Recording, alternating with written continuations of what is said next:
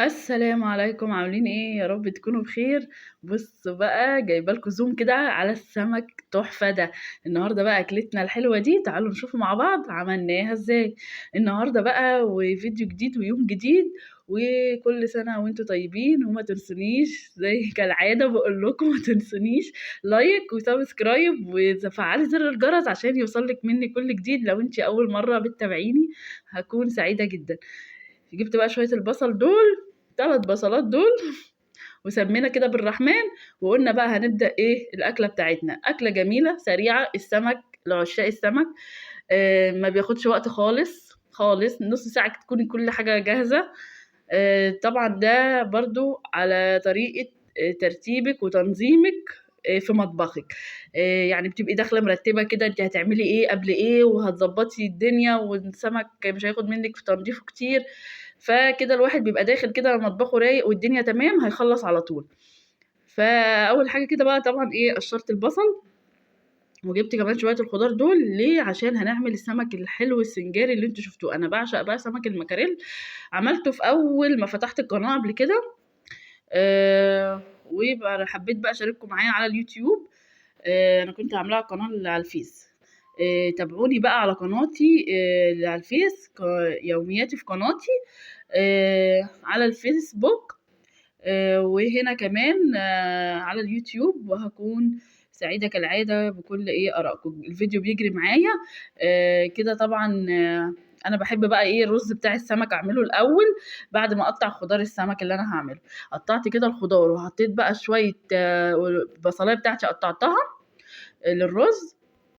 قطعتها بقى للرز وشوحتها كده. وبحب بقى الرز الصيادية بتاعي يكون غامق. انا ما باحبوش بقى اللي هو ايه فاتح.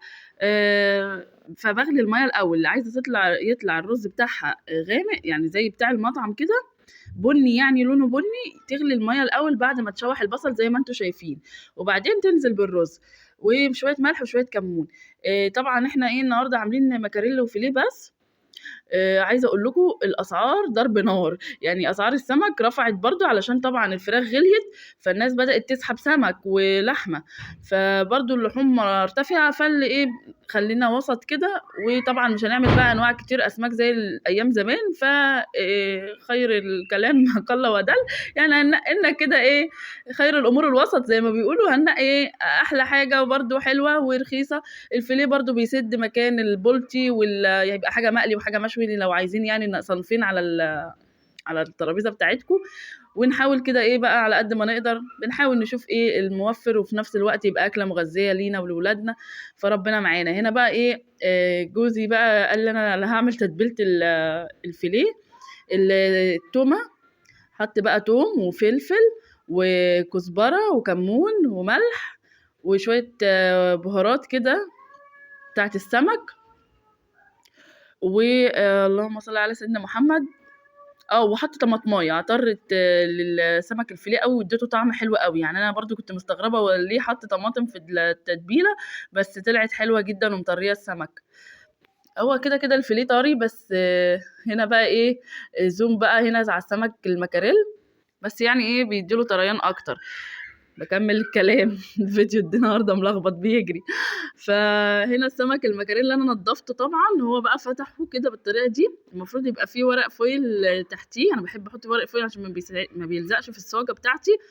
وهنا رش عليها خل كده قبل ما ايه هنحط التتبيله بتاعتي. انا كان عندي بقى دقه سمك عاديه كنت عاملاها يعني، وحطاها في التلاجة. طبعا هنا قلت له نسيت تحطنا الدقه الاول، تتبيله السمك الاول، وبعدين شلنا الخضار تاني وحطينا تتبيله السمك عادي. طبعا بتحصل عادي يعني. فحطينا كده تبلناه، وهو بيقول لي انت بتتبليه ليه بقى؟ انا بقول له انا بحب اتبله، التتبيله دي بيدي طعم احلى يعني. فاصل فيه بيعمل الخضار بيحط ملح كده وكمون للسمكيه وخلاص. انا بحب لا بحب اعمل لها تتبيله. ف فخلص بقول لكم خلص الورق الفويل، فحطيناه دهنا صاج زيت وحطيناه عادي جدا وطلع زي الفل. وبس كده هنحط بقى ايه الخضار بتاعنا المتقطع في السمك، قوطة وبصل وفلفل وجزر مبشور. كل الكلام الحلو ده بقى يتحط ايه فوق التتبيلة الجامدة دي، وخلاص كده نديله رشة زيت من فوق وندخله الفرن. انت بقى إيه لو السمك بقى تحطيه تحت وبعدين تطلعيه على الشوايه تديله لون، او هتسيبيه في الرف اللي في النص كده في الفرن هيطلع برضو لونه حلو جدا ومستوي حلو جدا. طبعا السمك ما بيغيبش في سواه خالص، لازم بقى ايه كده كل شويه تبصي عليه، علشان البنات اللي لسه ايه ما تعرفش بحب برضو ايه اقول لهم علشان ما تنسهوش وتلاقيه بقى ايه لزق منك وباظ والدنيا ولحمه استوى اتهرى خالص. فانا بقولك تتابعيه دايما كده وهو في الفرن لانه ما بياخدش وقت خالص، وتديله لون ورشه زيت كده من فوق عشان اللون بتاعنا يبقى الخضار حلو، ويخش الفرن بقى وبألف هنا والشفا على قلبكم. ناقص بقى كده السمك الفيليه، قلت ايه بقى ما اقلهوش على طول علشان يبقى سخن كده، يعني استنى شويه لما السمك يخش على السوا. قلت كده اعمل ايه بقى بابا غنوج. سلطه البابا غنوج بتبقى تحفه طبعا جنب السمك.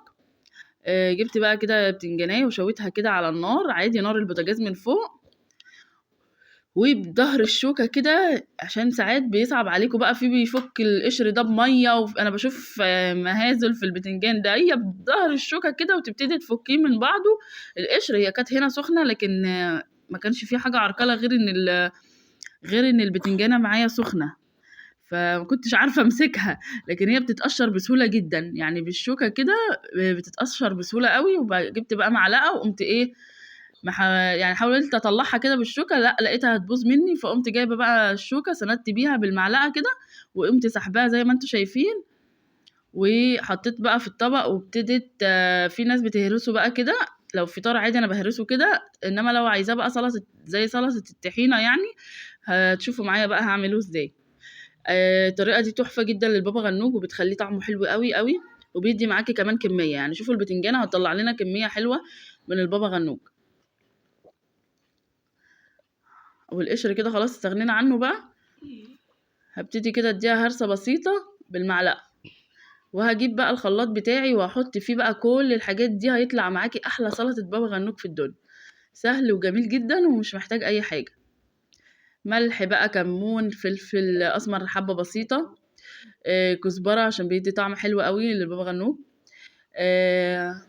خل، حاجه بسيطه كده من الخل عشان يساعد على ضرب البتنجان معاكي، وتومه، وطبعا الطحينه، كل ده في الخلاط وهنضربه ويبقى سهل جدا، كله كله كله في الخلاط.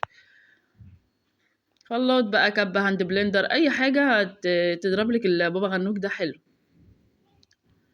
فيبقى زي بتاع بره بالظبط وطعمه حلو جدا. شويه زيت كده برضو يدوا نعومه للبتنجان.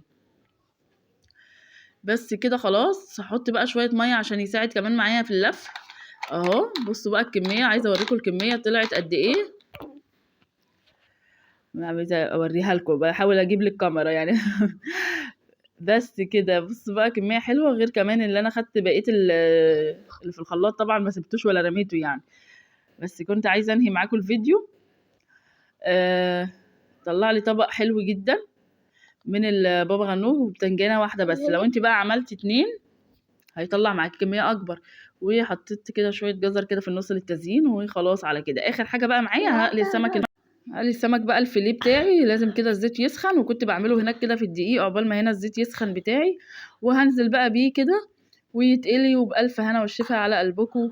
وده كان يوم النهارده، حبيت كده ايه اشارككم اكله النهارده، كان بقالنا كتير قوي ما شاركناش بعض في اكلات.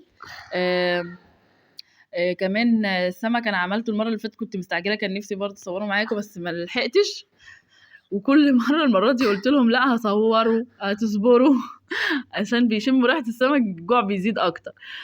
فكده بقى لازم الزيت بتاعك يكون سخن قوي، وبعدين تنزلي بالسمك وتخلي كده على نار عاليه، اصلا الفيليه كمان ما بياخدش وقت، وياخد بقى اللون الذهبي بتاعنا الجميل كده، ونبتدي ايه نطلعه بقى، والرز والاكل يعني حاجه ما فيش كلام بعد كده، تحفه جدا. وطبعا كل الاسماك جميله وخير ربنا جميل.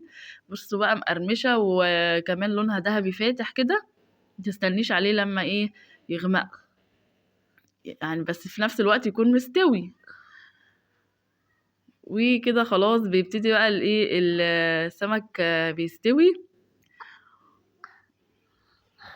وكده خلاص بقى بننهي الفيديو بتاعنا. يا رب يكون الفيديو عجبكم، واشوفكم في فيديو جديد. مع السلامة، وما تنسونيش بلايك وكومنت حلو منكم، واشوفكم في فيديو جديد.